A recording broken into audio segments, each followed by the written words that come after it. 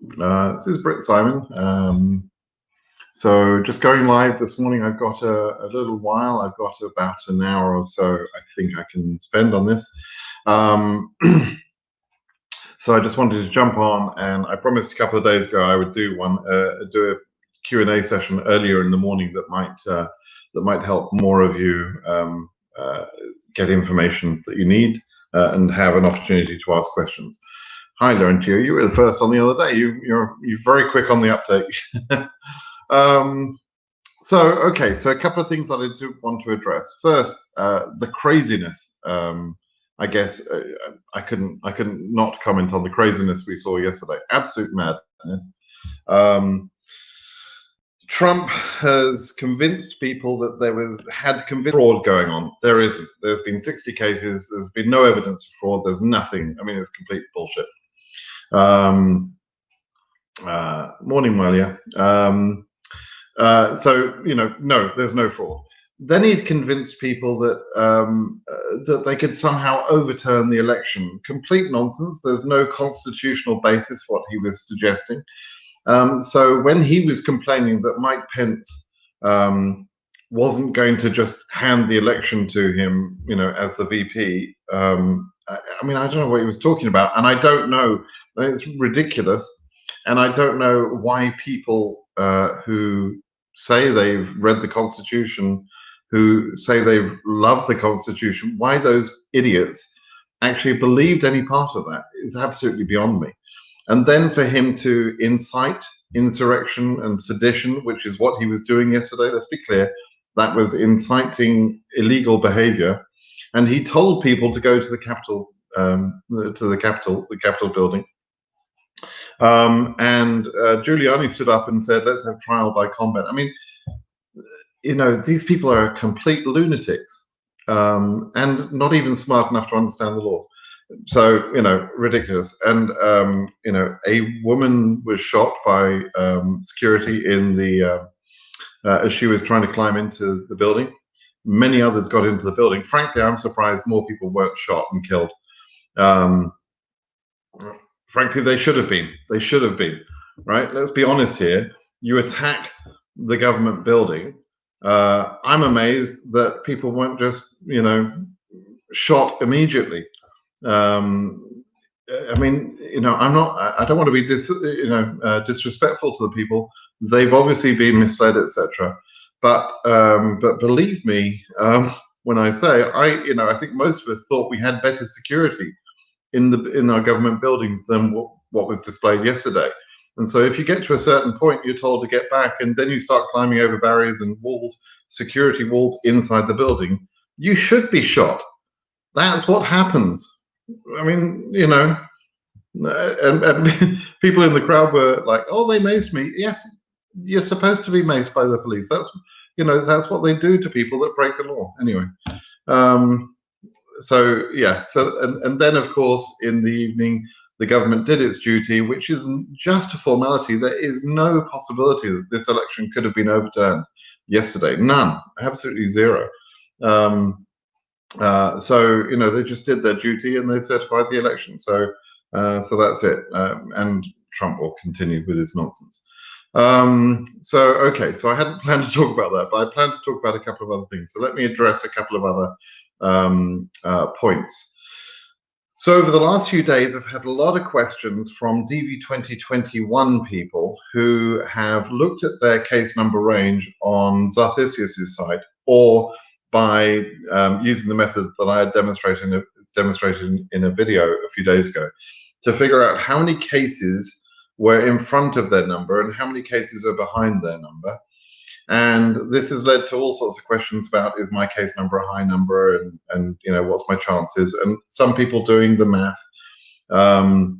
that calculates how many visas could be allocated and whether they're in a risky position. Okay, so I call this doing the math, right? Doing the mathematical calculation of how likely you are to get an interview is what we're talking about. Based on your case number range, because we know that there are too many people and not enough visas, right? And so we always want to do that mathematical calculation every year. I do those mathematical calculations, and sometimes I publish what I'm thinking about those things. Sometimes I don't, because for one or another reason, I'm not as confident in that year. But in this year, I've told people repeatedly, I don't want to predict. I don't want. It's not that I can't do the math. Of course, I can do the math. I've got the. I got the math. I absolutely understand the math. And it makes me chuckle when people say, oh, "I've calculated this. What do you think?" Well, I understand the math. If I wanted to actually put the numbers out there, I would do that. My point at the moment is there is no point in doing the math. The math is completely irrelevant right now. So let's say, for example, and I've said in the past, so I'll say it again now, Asia 10,000, for example, just as a number, might be considered to be a relatively safe number, because under that number, the math says that they should not be able to issue all of the visas more than the 8,600 quota that that region has at the maximum level, right? But what if and I'm not saying this is the case, please don't freak out. Listen to what I'm saying, please. As an example, what if we only had 1 month left? Could we do 55,000 visas in 1 month? And the answer is emphatically no, we could not do that. So even though the math says you should be safe at Asia 10,000, let's say, if there were only 1 month left, you certainly wouldn't get your visa if you're at Asia 10,000, right? I mean, it's just, there would be risk for people under that number. So, and that understanding, that sort of the time factor, or the factor of embassies being closed in, for example, country A versus country B, which I've talked about before, will cause chaos, or continued COVID changes, travel restrictions, possibly in your country or in the country that you're coming to, in the United States, or the country you're going through, if you're going through the Schengen area or something, or political changes. I mean, it's just not the year to try and figure out from the math what's going to happen with your case. You can't guarantee that. So I don't want anyone to calculate the math and think that they're safe because the math says they're safe. I don't, so I just want to get out there that understanding. There are lots of factors, and the reason I'm reluctant to calculate anything or predict anything is not because I don't know, is because I know too much. I know that there are other factors that are going to be a problem. Now, Charles Cook has said, Chuck has said that he is going to fight for all 55,000 visas. Fine. But at some point, the fighting will stop, right? So if we get all 55,000 for DV2021, can we get all 55,000 for DV2022, and so on and so forth? At some point, the September 30th deadline has to, be enforced as a deadline again, as it normally is. Unless you have a law change, that's what happens. That's the reality. So we can't just endlessly drift from year to year with an understanding that, oh, don't worry about the deadline, unless we change the law that says there's a deadline, right? So maybe he can achieve that this year, maybe. And I'm not sure that that's going to be possible, but it will partly depend what happens in the next few months with COVID and embassy closures and everything else. But that is not something we should sort of guarantee or assume is a guarantee that we're going to be able to get all of the visas issued. That it may not happen that way. So so that's going to be that's the important point I wanted to get across, that doing the math right now doesn't make sense. So for all the people that are asking me questions, I've calculated this, or the Exarchisius's site shows me this. It's interesting, it's important in a way, but you should not rely on that as being, a certainty, because of all of the other factors, right? Okay, that was point number one, the math, right? I wanted to talk about that. And I've promised someone I'm going to try and put chapter timings in here, so I'll try and make a note of that. I just can't see I can't see the time, so so there you go.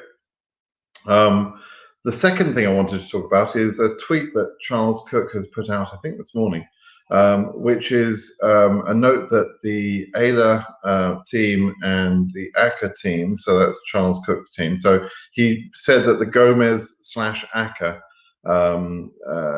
cases are negotiating with the government to extend all the visas, the DV2020 visas that were issued back in September, or possibly reassurances from last year. I don't have the details. It's an exciting tweet. It's an exciting thing that he's saying. I don't know how likely to succeed it is, but I don't think Charles Cook is a bullshitter. So you know, there's some substance to it, I'm sure. I haven't reached out to him for comment. I saw he's got something like 70, 80 questions after that. So I didn't want to load him up with another question, frankly. You know, he said what he said. You know, what he said is they're negotiating. That doesn't mean it's a done deal. It doesn't mean it's for sure. But they're negotiating, and hopefully in good faith, you know, the government is saying, yes, we understand the concerns, you know, and maybe they'll consider an extension, a further extension, you know, beyond the time. There are some logistical and legal problems with that, you know, with the way that the law is written, but you can take a law and procedures, you can twiddle with the procedures a little bit, you can't twiddle with the law so easily. So the question for the lawyers will be, is it a law that says you can't extend the visas, or is it a procedure? Is it a policy? If it's a policy, the government can vary a policy. You know, so but there are plenty of laws that talk about the end of the deadline, but we're already beyond the end of the deadline, so you know, so we have to do something. I still think, though, that you guys out there with DV2020 visas issued in September should consider the current expiry dates on those visas as a hard date for now, right? If Charles Cook can succeed in this, if the AILA team can succeed in this, great. You know, I'll be jumping up and down with joy. But please plan, you know, to make your travel arrangements before that time, based on what I think is going to happen, i.e., Biden removing the 10014 ban, or the extension of the ban. Okay, so those were the 2 points I wanted to cover. Lots of lovely people saying hello, good morning, and that's great. Oh, let me talk about the petition. I wanted to talk about this. So we only have 14,000 people that have signed the petition so far. I'm going to post it right now again. There are 134,000 selectees in DV2021, and this petition covers those selectees and the selectees remaining from DV2020, you know, and the people we're talking about. I really think we should be able to get 100,000 signatures, but if we don't, then this petition it'll be useful, but it won't be automatically, or you know, won't be automatically put before Biden and his team. So I really want to try and get over to you guys. Use your influence with your friends, your neighbors. You know, if everybody, you know, if everybody can get you know, somebody to sign. I'm sure all of you have signed. I'm sure you have. But if you can get, you know, 10 more people to sign, each of you, that would be awesome, right?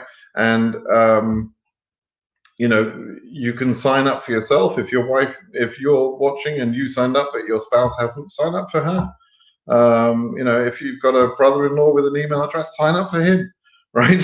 You know, just sign up. There's no consequences. There's no harm in doing it. It's your right to do that, right? This is something the government puts out there for people to be able to communicate their concerns. We're doing that. Let's get the numbers up, right? We need more than 14,000. We need more than 100,000 to be automatically recognized and get a response, right? So please doing that. Yeah, trespassing is against the law. Trespassing doesn't normally get you shot; it normally gets you removed, Luca. And I don't really believe in just shooting people randomly. But when you start attacking the government, you're talking about treason. Treason does get you shot, right? And should do. We don't normally have to think about our safety and security in most places, but certainly our government shouldn't have to do that. What if those lunatics had gone in and attacked Nancy Pelosi, or they're old people. I mean, the people attacking are old people. They're old, obese idiots from Trump world. But the politicians that they were looking to attack in the building, etc. I mean, those are important people. We've only got 100 senators in the country. Can't start attacking those people. So no, they should be shown the full force of the law. And ultimately, the security guards inside that building, frankly, are going to be told from now on, next time some bullshit like this happens, you respond properly. You've got guns, use them. Don't stand for that. Imagine some terrorists. I mean, these were domestic terrorists, but imagine some foreign terrorists have now watched that and decided, oh, that's pretty easy. I can go in and kill, the government members. But, I mean, we need security that are prepared to do their jobs, right? That's the reality. Oh well. There is a chance that they are suing to increase the quota on March 12th. Yeah, they're trying to. They certainly do want to. You're talking about the quota. You're talking about the 9,095 for DV2020. I'm sorry, I don't know how to pronounce your name, but they're trying to reclaim more of the visas. Yes, that's also what they're trying to do. But the tweet from Charles Cook this morning was about reissuances of already issued DV2020 cases. But they are going to try and get more than the 9,095. Whether they succeed or not, whether we succeed or not on the 9,095, that still remains to be seen. We've got an enormous win back in September, but we haven't completed the win. It was just the win to set aside those 9,000 visas. Mohammed says, greetings from Afghanistan, honey.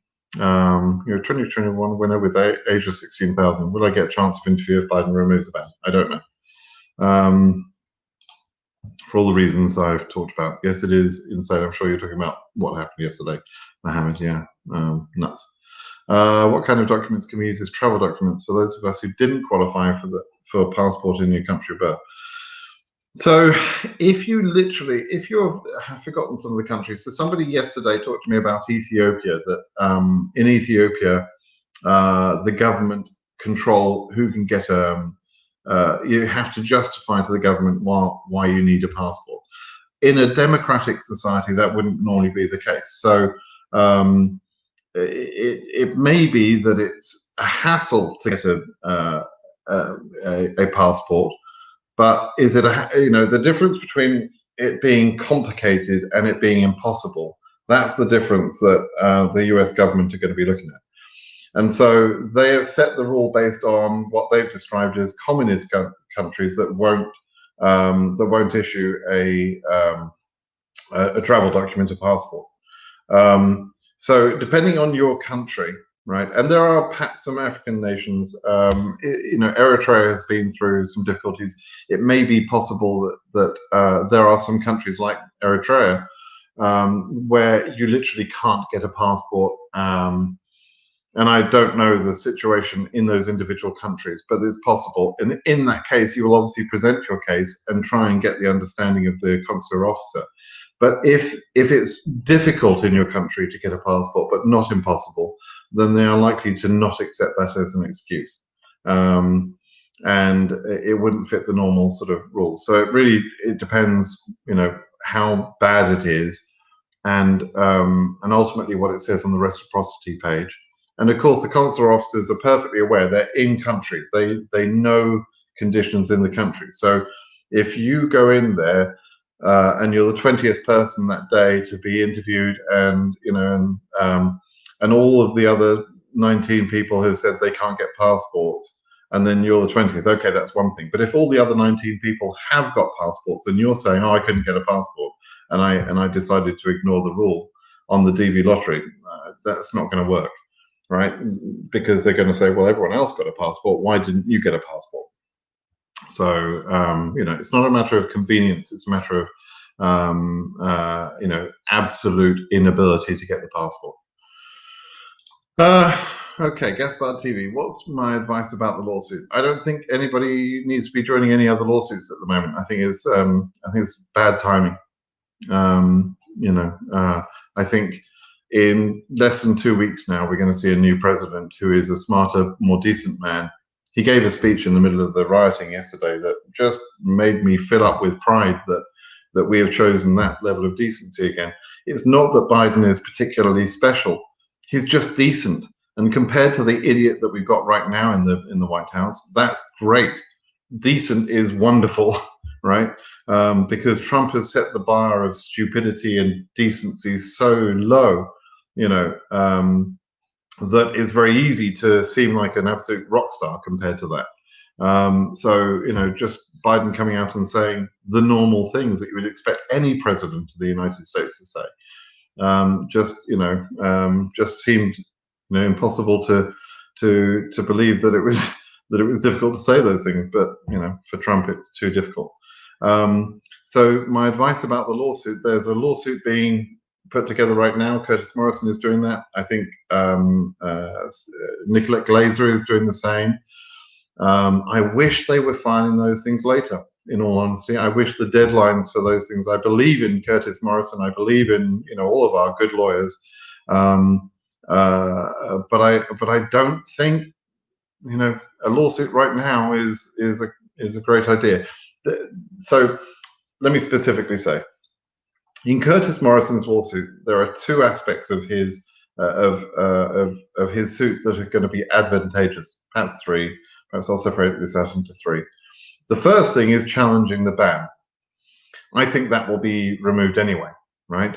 So, and that is the most important part of their lawsuit, okay? And I think that's going to be removed anyway. So to me, it's too early to sign up to a lawsuit that challenges the ban. What else is in that lawsuit for people who sign up, for Curtis's help? There are two other things. One is to be a named plaintiff to possibly be prioritized faster, which was very valuable back in September for the DV2020 people. That prioritization was very important to them then, but I think it's less important and less valuable now because we've got many months to go. And the prioritization when you're not current is pointless, right? It only becomes valuable if everybody's current or if your case number is current. And so you could be prioritized as a named plaintiff on a lawsuit, but the government then doesn't make your case number current and you can't go anywhere and there's nothing Curtis can do for you, right? That's the problem. The third part of Curtis's help, if you like, is that he would give what they call consular assistance, helping you in your consular case, for processing. Now, for the other visa types, that's extremely valuable. For the F1, F2s, all of that, that's very valuable. For DV lottery, which I talk about, it's not so valuable because the procedures are very obvious and very straightforward and normally pretty well handled, right? The barriers are things like the ban, things like the embassies being closed, and the case number, and to an extent the ban is going to be taken care of, I believe. The embassy being closed, I don't think they could do much about, but I think that the policy that I've asked for the change in the petition will change that. So the policy of making these cases treated as urgent, that would be different.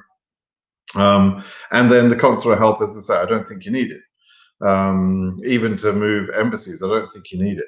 So there is value in each of those three things. I'm not saying it's completely pointless. Of course, I'm not saying that. And I'm sure somebody is going to go and say to Curtis, "Oh, Simon says, your lawsuit is pointless." That's not what I'm saying. Okay, what I'm saying is that there is less value on those things now than there was in September, let's say, and that and you know that those things are likely to be won anyway or become non-issues anyway. Now, I could be completely wrong, in which case we'll need Curtis's lawsuit, and that's why I would rather he was filing the case later. And that's basically my explanation of that, because it's like, why insist someone signs up to a case now and get them to pay now, when in 2 weeks' time, just a few days' time, 9 days after his case filing, things will be very different, right? So I it's not my place to tell Curtis how to do business, but that's what I wish he would do. And then we come to the Annunziato case, which is which hopefully will be a class action. If Annunziato is not a class action, then the legal team on that case has said they will open it up to more people, which is where then DV2021 people can get on a named plaintiff basis, and the costs for that particular case are lower anyway. So, as I say, you guys have to make your own decision. I cannot give you legal advice, and I cannot tell you how to choose which lawyer to go with in which case. I don't want to say those things. I'm only commenting from my own perspective, but use some logic and think through those things. I'd be interested if that has answered your question, Gaspard, or whether Gaspard DV, or whether that's confusing still. I think I've said that consistently in a couple of videos now. I agree with you. It doesn't make sense doing the math. It doesn't look like case number will be current either way. EU 26,000, yeah. I mean, like normally that would be safe, but who knows what safe is this year. Charles Cook tweeted, yes, exactly. I talked about that. Yep. Okay, so let me sort of go through here.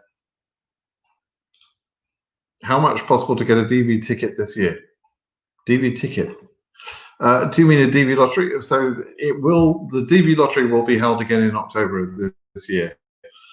For the entry period. The announcement of DV 2022 results, the winners, that will happen in May. It will happen. These things just happen. People think it's like optional, or maybe it won't happen. These things will happen. They just do happen. Okay. The visa bulletin is published every month. It just happens. There's no need to. Will the visa? But I get a question like this a lot. Will the visa bulletins be published this month? Yes, is always the answer. The answer is always yes. Anyway, these people who have DV 2020, can they travel to the US, and what's the probability of removing the ban? I can't predict the probability of removing the ban, but I think it's pretty likely. People with DV 2020 visas right now should not travel. The procedures in place to stop people traveling seem to have been enhanced since the end of December. They seem to be much more switched on about that than they were, and it would be silly to travel now when in 2 weeks' time we're going to see a different president. So don't travel now. This is a classic of questions. So I'm getting this sort of question constantly on my blog and through email and stuff.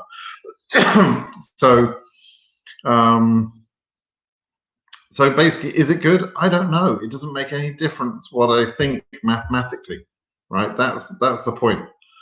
It doesn't matter. Now, people have misunderstood, and they've said, oh, okay, there's 9,231 cases, and the quota is 20,000 for EU or whatever it is.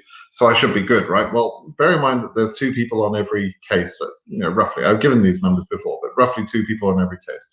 So that 9,000 is more like 18,000 people. Then the other thing you have to understand is that not everyone will proceed. There is going to be a lot of people in that number that won't proceed with their case. There will also be some other people who've got married, and so one number becomes more, right? There are some babies that will be born who need a visa as well. They all take every new spouse, every new baby, they all take another visa from the 55,000. Right, that every single person is counted towards the allocation, the global allocation, and the country allocations, or the regional allocations rather. So, but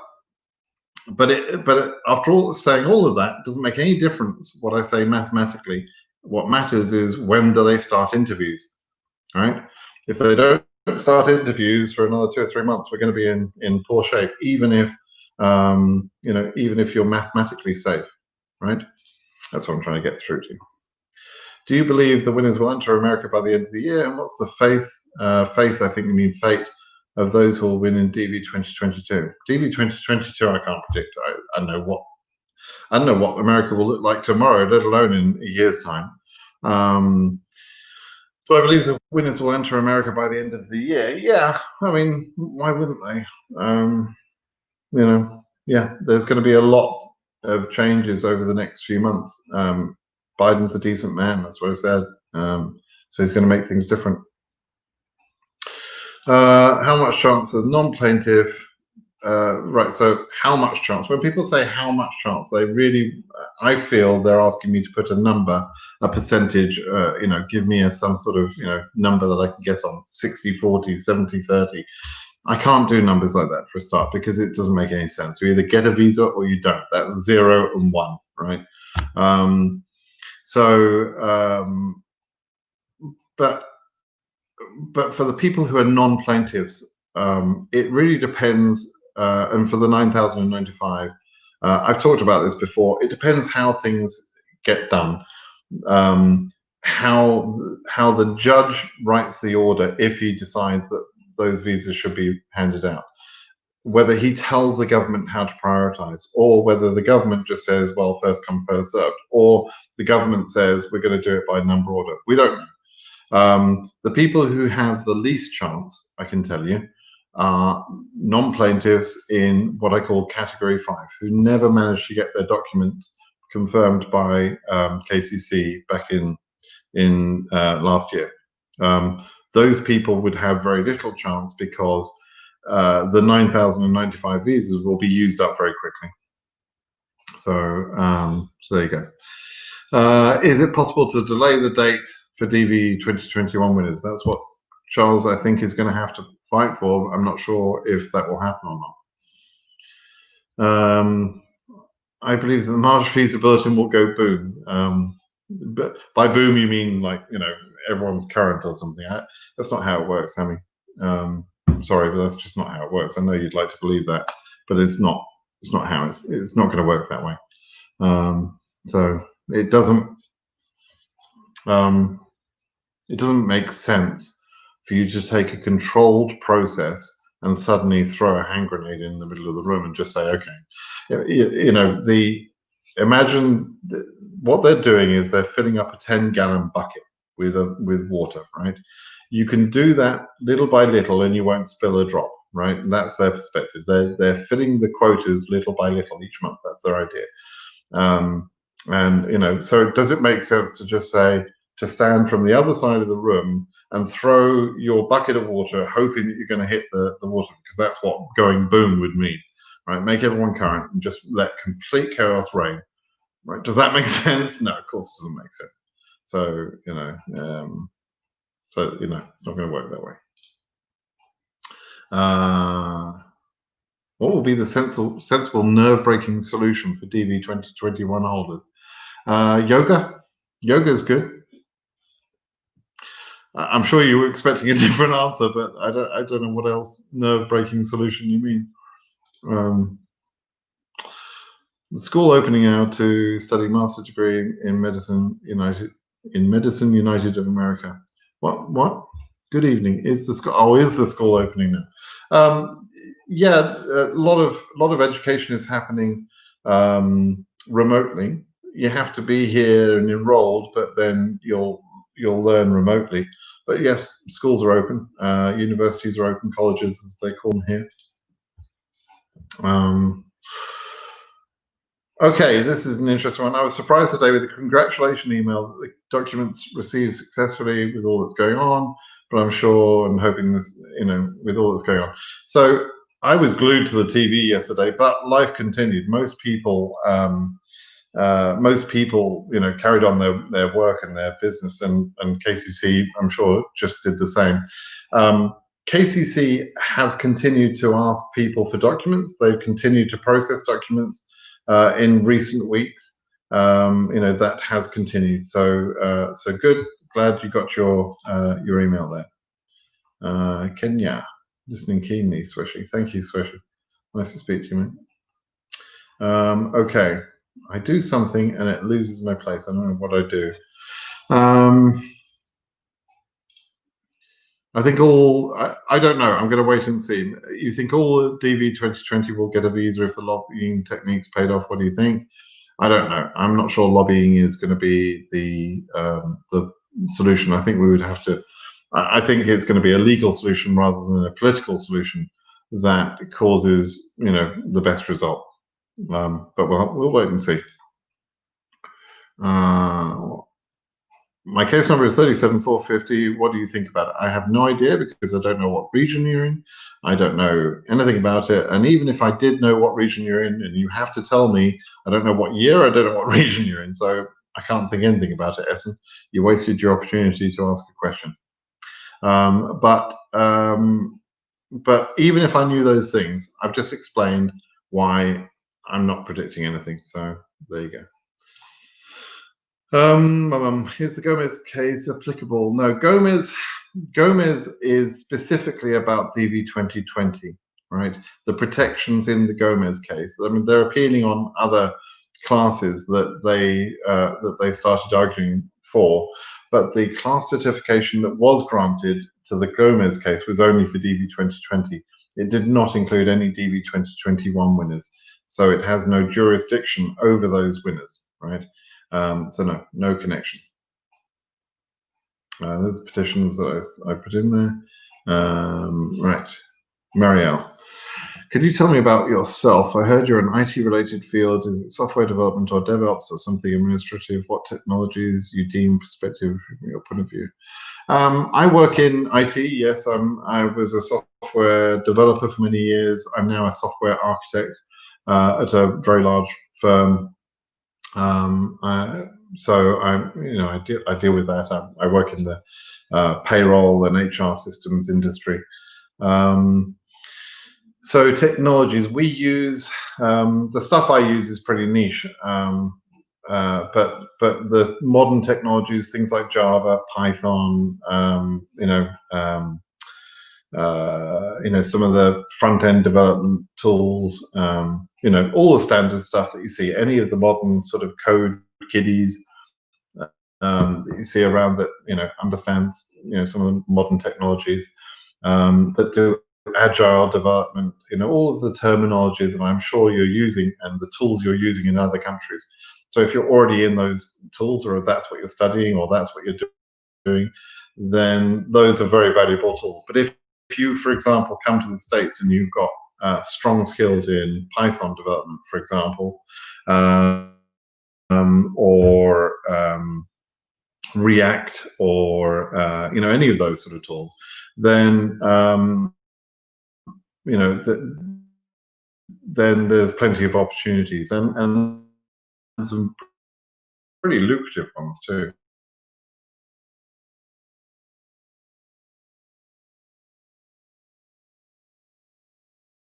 Um,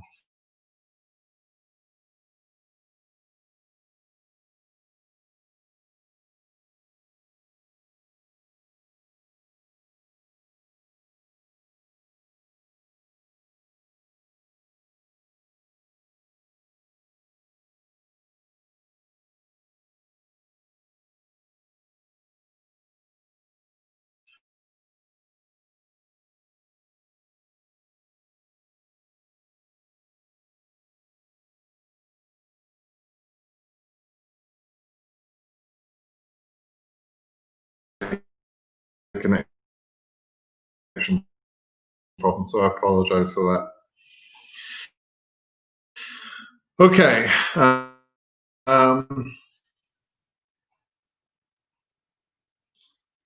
Does Biden remove the travel ban just after his oath?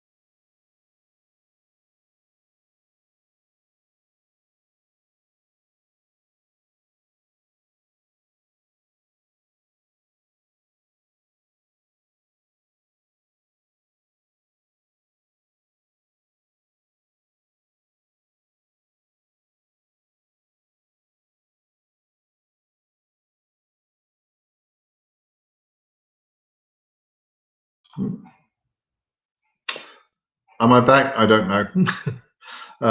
My connection's gone lousy, which really sucks.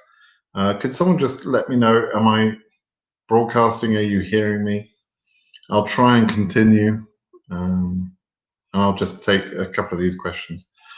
Okay, recent question. The live is interrupted, yeah. There's a disconnection, Swishy, yeah, thank you. Can you hear me? Oh, it's back. Okay, thank you. All right, so I'm going to try and quickly finish off before the connection goes out again. I know somebody's digging up the road or something. Our case numbers arranged as per alphabetical order for countries of origin. No, they're randomly assigned. It's kind of like a draw system out of a hat. They put 20 million, entries into a hat, and they pull out number one. They actually separate them by regions first, and it's not obviously with a hat. Please understand I'm being figurative here. But they draw number one out, and it's completely random. It could be from any country. They draw another one out, that's number two. They draw another one out, that's number three. I produced a video that explains how that happens, and then explains that after they've drawn the numbers out initially, and so numbers are also, they knock out some of those cases because of obvious errors in the entry process, etc., or fraud or whatever. And so that's what creates holes. That's why if your case number 10,000, there are normally not 10,000 cases in front of you. So that's how holes get in there. Hope that makes sense. Okay, a couple of other quick questions and I'm going to call it a day.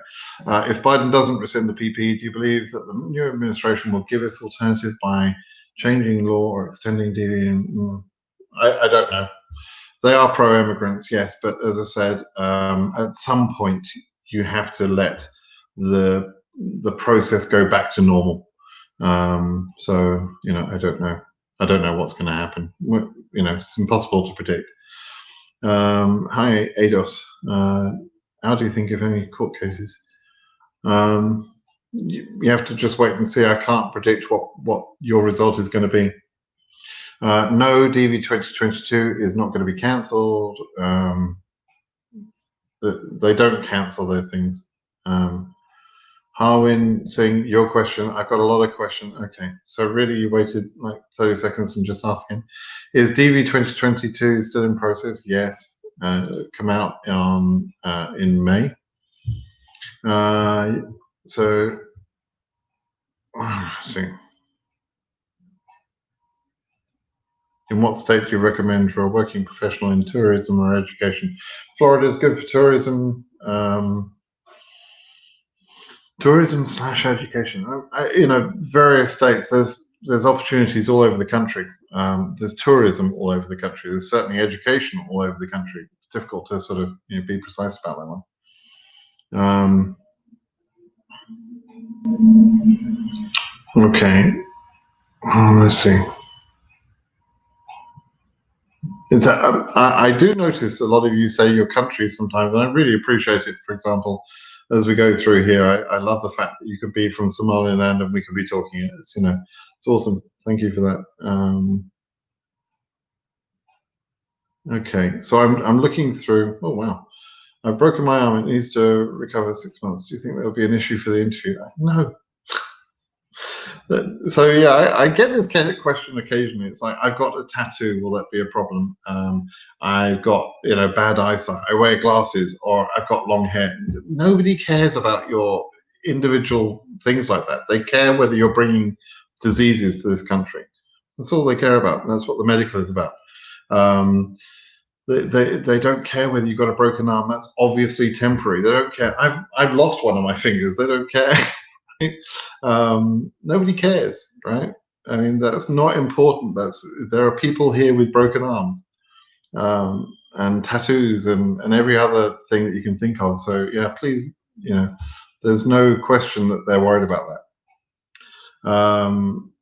I have a friend who's been in search of a DV2021, but he do not have submit the DS260 because he'll be married in May.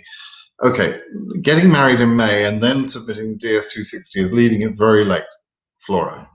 So your friend, if that's a friend of yours, needs to get off his ass and get married, or her ass, or whatever. Needs to bring that marriage forward a little bit earlier, so that he or she can then submit the DS260 as a married couple.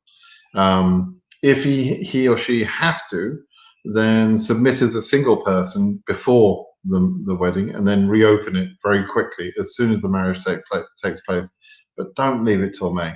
Don't leave the marriage till May, right? Get married earlier. It's a silly thing to cost yourself all of the additional hassle of adding a spouse later or sponsoring them later for the sake of not bringing the marriage forward for a month or 2 months or whatever. It's a very silly way to behave, frankly. Bundix, hi Bundix, haven't spoken to you for a few days, so if I were you, I would join a lawsuit because the Muslim ban will probably be removed very soon. Which, so Abdullah? This one, you were talking to Abdullah. Can I push the process? No. So Bundix, sorry, your advice there is incorrect. If you're DV2020, you can't join another lawsuit, right? So don't join another lawsuit. You just have to wait. You're already covered by a lawsuit. You're already a plaintiff. You're covered by if you should I finish? Yeah, you're covered by the Gomez case. You're part of that action. You're a plaintiff. You don't need to be a plaintiff on another lawsuit, right? The reality is, though, that there's going to be some rush for these 9,000 visas unless we can get more visas. You can't enter another lawsuit that would take priority over the Gomez lawsuit, so that you get some sort of priority for those. You can't do it, so you'd just be wasting your money, frankly. So Bundix, sorry, bad advice in that case. And what will happen to DV 2020 if the 25th Amendment take place? Can Vice President Pence remove the PP? Oh, so the 25th Amendment is about taking control away from our current president. People are so worried about Trump because his mental state is a stupid man who's got crazy, right?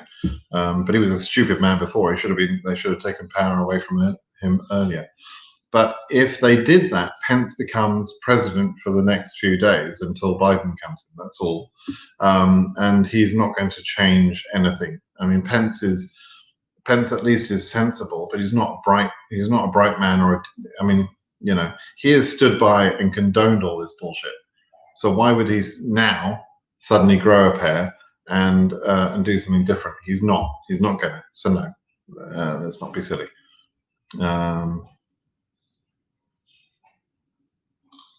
Okay, you got your visa in Vietnam last September, Naji, and you're not quite sure when to pay for the green card fees. Don't wait for the time being. I would actually enter first and then pay. You don't have to pay the $220. You don't have to pay that before you enter. You can pay that after you enter the USA. So do that. There's no real difference, right? Okay.